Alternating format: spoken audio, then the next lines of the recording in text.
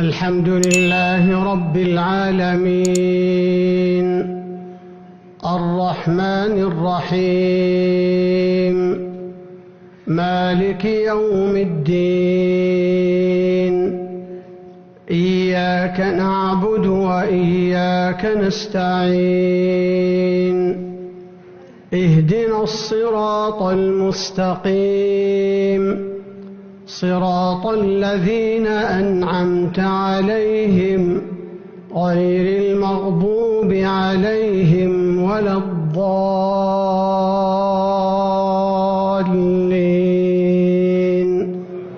آمين.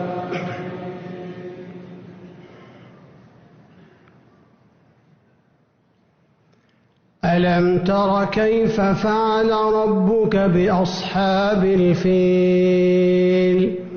ألم يجعل كيدهم في تضليل وأرسل عليهم طيرا أبابيل ترميهم بحجارة من سجيل فجعلهم كعصف مأكول.